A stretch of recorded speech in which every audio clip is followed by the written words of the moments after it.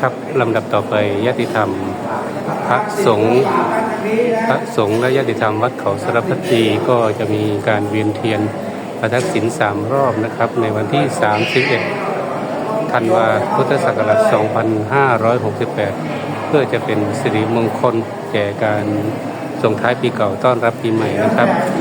วันนี้ก็มีญาติธรรมผู้ใฝ่บุญใฝ่กุศลมาปฏิบัติธรรมในคัมมะเยอะนะครับวันนี้ตามภาพที่เห็น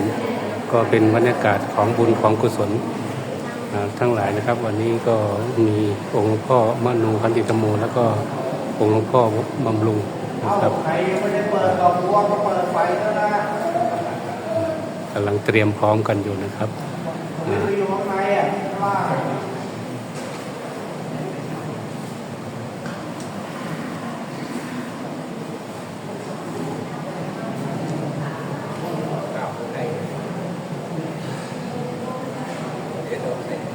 เต็นนั้นหรือไงอิติปิโสภะคะวะอะระหังสัมมาสัมพุทโธวิชชาจรณะสัมปันโนสุขโตโลกวิทูอนุตตโรปุริสธรรมสารติสัทธาเทวมนุสานังพุทโธ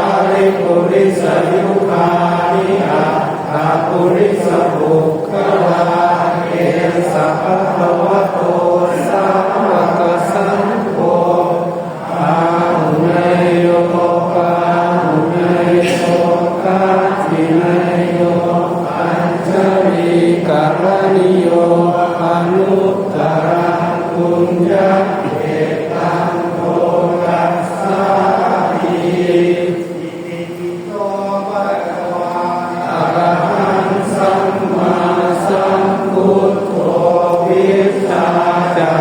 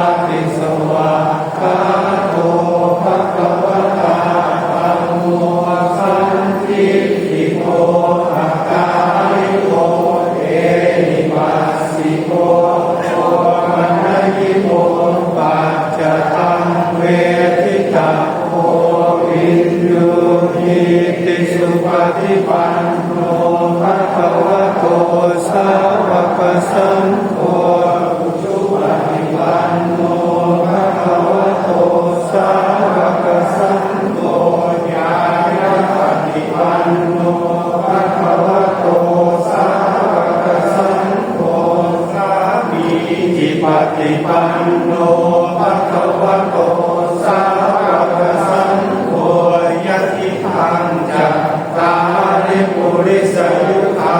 นิกาปุริสปุคลาเอสัพพะคะวะโตสาวกสังโฆอาหุนายโยอาหุนายโยทักขินายโยอัญชลีกะนิโยอนุตตรังปุญญเขตังโลกัสสาลีโยมเดินไปเรื่อยๆถามจบแล้วเดี๋ยวจะอยู่ตรงกลางก็ได้เดินไปเรื่อยๆจะเข้าตรงกลางเลยบ้างก็ได้จะเข้าตรงกลางมายืนตรงกลางบ้างก็ได้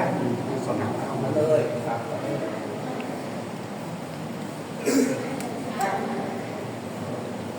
อย่าให้โยมเดินไปก่อน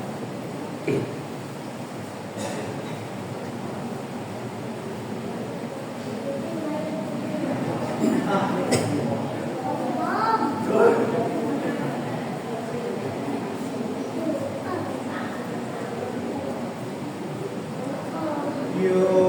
ตัวภะคะวะอะระหังสัมมาสัมพุทโธสวากขาโตเยนะภะคะวะตาธัมโมสุปฏิปันโนยัสสะภะคะวะโตสาวกสังโฆธัมมยังภะคะวันตังสัทธัมมังสัทสังฆังอิเมหิสการเรหิยะทาระหังอาโรปิเตหิอภิปูชยามาสาธุโนปันเตภะคะวาสุจิระปรินิพุตโตปิปัจฉิมาชนะตานุกัมปมานัสสาอิเมสการเรทุกขตานาคาลภูเตปฏิคันหารูอัมหากังติกนตังหิตายาสุขายาวันทามิพุทธังสัพพะเมโทสังธรรมธรรมเมพันเตวันทามิธัมมังสัพพะเมโทสังธรรมธรรมเมพันเตวันทามิสังฆังสัพพะเมโทสังธรรมธรรมเมพันเตวันทามิหาราเมปัสเสมายังโพธิรุขังเจติยังสัพพะเมโทสังธรรมธรรมเมพันเตวันชามิคารุปชายาจาริยาคุณังสัพพะเมโทสังขามะธรรมเมพันเตวันทามิพันเตภะคะวาโลกนาทังอติตังเมโทสังอนาคตังเมโทสังปัจจุบันนังเมโทสังธรรมะธรรมเมพันเตสาธุสาธุสาธุอนุโมทามิอะระหังสัมมาสัมพุทโธภะคะวาพระผู้มีพระภาคเจ้าเป็นพระอรหันต์ละเลิงกิเลสเลิงทุกสิ้นเชิงตรัสรู้ชอบได้โดยพระองค์เองพุทธังภคะวันตังอภิวาเทมิข้าพระเจ้าอภิวาทพระผู้มีพระภาคเจ้าผู้รู้ผู้ตื่นผู้เบิกบานสวากขาโตภะคะวะตาธัมโมพระธรรมเป็นธรรมที่พระผู้มีพระภาคเจ้าตรัสไว้ดีแล้วธัมมังนัมสสามิข้าพระเจ้านมัสการพระธรรมสุปฏิปันโนภะคะวะโตสา